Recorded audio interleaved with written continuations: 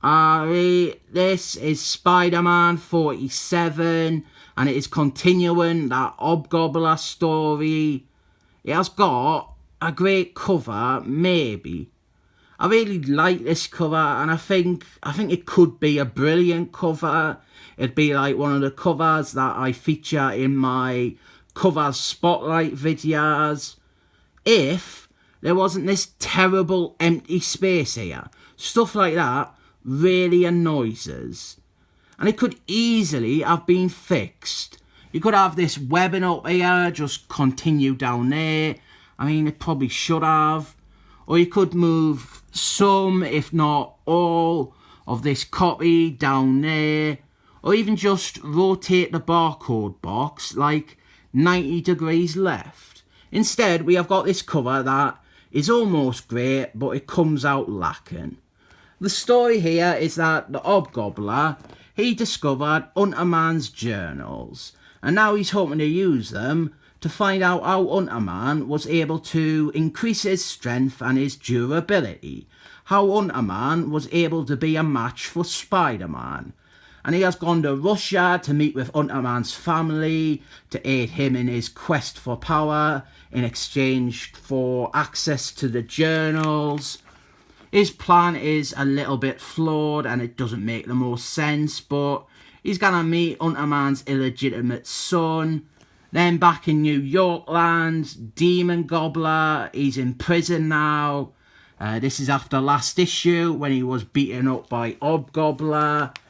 And he is a super villain, so naturally, immediately manages to break out of the Marvel Universe's consistently escapable superhuman prisons. Luckily though, Spider-Man just happens to be swinging around the neighbourhood when it happens, and he gets to stop Demogoblin. We've got an advert there. Here we are introduced to Unterman's son.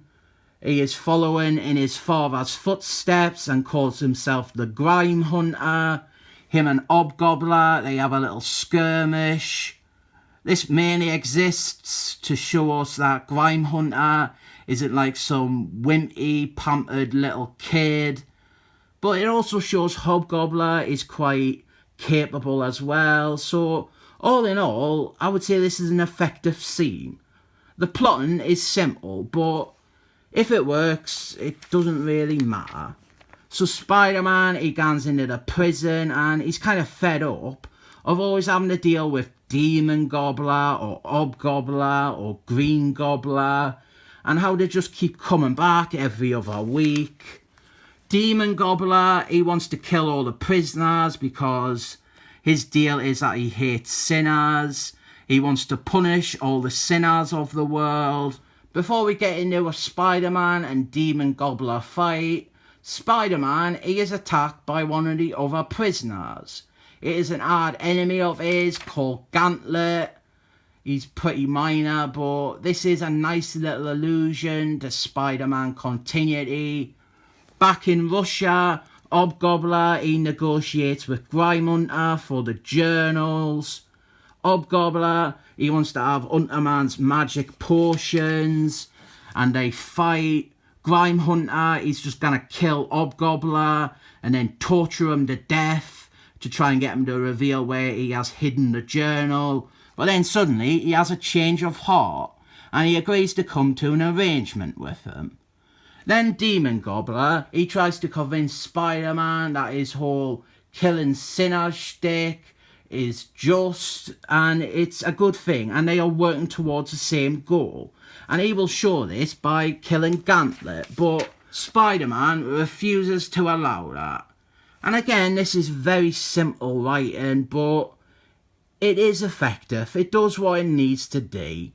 We've got both these characters. We know what their stance on killing is. We know what their agenda is. But we also have the extra ingredient that Spider-Man is actually feeling exhausted and a bit cynical about how all his villains always come back. But despite that, he won't give in to Demogoblin's way of thinking. So then Hobgoblin, Grime Hunter has agreed to enhance his body But what he doesn't know is that this is all a bit of a setup. They are actually trying to work out the process themselves. And they are using him, they're using Hobgoblin as like a guinea pig. And they expect him to die. And if you're getting jet lag from jumping back and forth from the USA of America and Russia, then that is completely understandable. Spider-Man, he fights Demogoblin, and he has a moment where he thinks that it would be easy to just kill him and be done with it. But then he rejects that way of thinking because he is Spider-Man and he is a hero. And Demogoblin just forgets his desire to kill all them prisoners and he escapes.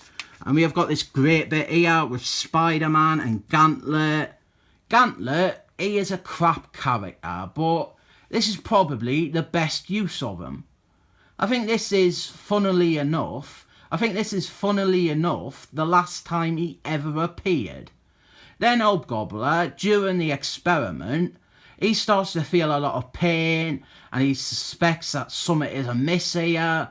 But it's okay because he has a plan of his own to attack them with his remote controlled glider.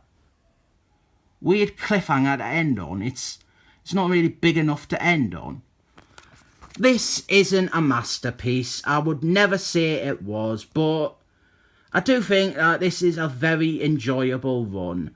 It is simple superhero stuff, and in the mid-90s, it's what Spider-Man really needed.